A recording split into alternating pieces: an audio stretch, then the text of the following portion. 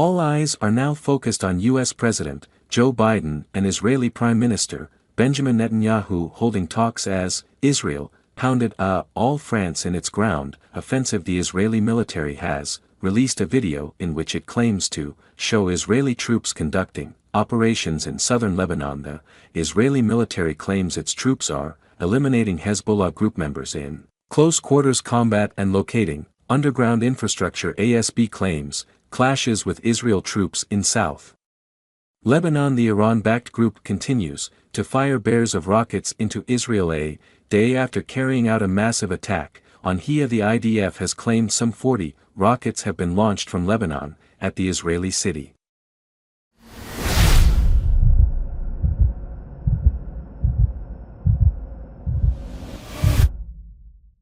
Once again it claims some of the rockets were intercepted, but several impacts were identified in that area. At least 2 people have been injured by shrapnel in one of the impact on Tuesday. Hezbollah fired over 100 rockets at Hia within an hour. Reports say an impact in Kiryat Bik has caused power outages. At least 6 people have been injured in a stabbing attack in the Israeli city of Hadera. According to the police, the suspect stabbed 4 people in 4 different locations before fleeing in a bike. The Israeli police say the suspect has been neutralized and has called the incident a terror attack. Biden is expected to hold a phone call with Netanyahu. The duo are likely to discuss Israel's plans to retaliate against Iran for its October 1st ballistic missile attack. The talks come amid reports of growing frustration in Washington over Jerusalem's unwillingness to share details of its intentions.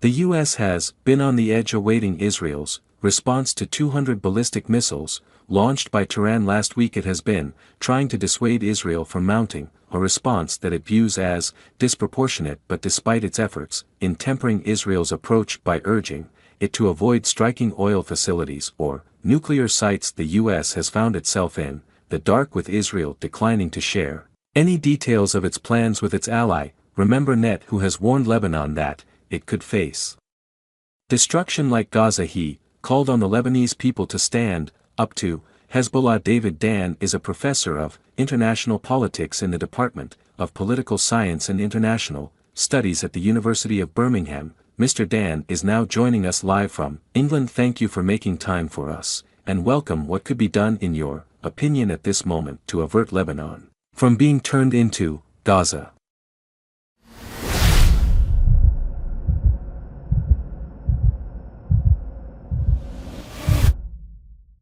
Well, what we saw with Netanyahu's address to the people of Lebanon was an attempt to actually get the Lebanese people and various factions to actually rise up against Hezbollah and to remove them from their controlling influence in parts of southern Lebanon. But the difficulty there is that the forces allied against Hezbollah are fairly weak. The government of Lebanon is historically no match for the military might of Hezbollah, and therefore it's difficult for them to do. But what Netanyahu is trying to do is to create an alliance of Israeli firepower and opposition to Hezbollah in Lebanon to try and bring that situation to a conclusion. But it's a tall order. It's much more likely that the war will continue, and the attempt by Israel militarily to destroy Hezbollah will be the what we see over the next few weeks, even in the months.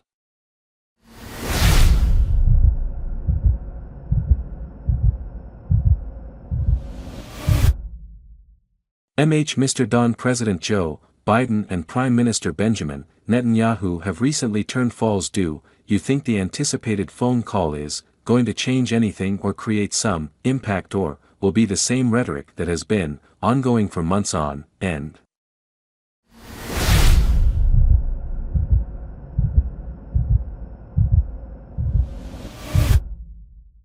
There's nothing to suggest that the situation will change. Biden has spent over a year pleading with restraint from Netanyahu, and Netanyahu has more or less done his own thing. And while America is prepared to protect Israel's back in both in terms of supplying it with military equipment and being there as a backstop if Iran were to attack Israel. In a sense, Netanyahu has got nothing to gain in his view by making concessions to the Americans, so what we have is the situation whereby America, by virtue of supporting Israel, is allowing them effectively to do whatever it is they want to do, and what they want to do at the moment is to attack their foes in Gaza and Hamas in Lebanon, Hezbollah, and they're having military success doing that, and therefore from their perspective they see no point in changing that.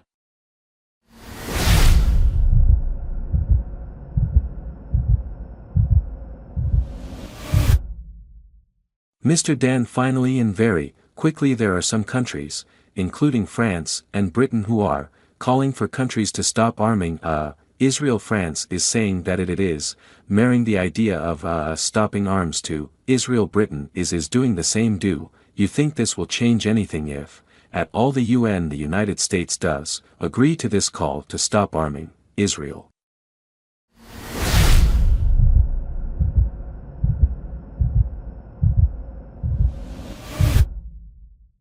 These are symbolic gestures that are more to do with the politics in France and Britain than they are to do with having a material impact on the Middle East. Israel gets most of its weapons from America, and while they continue, Israel will be empowered to carry on the military actions it is currently undertaking.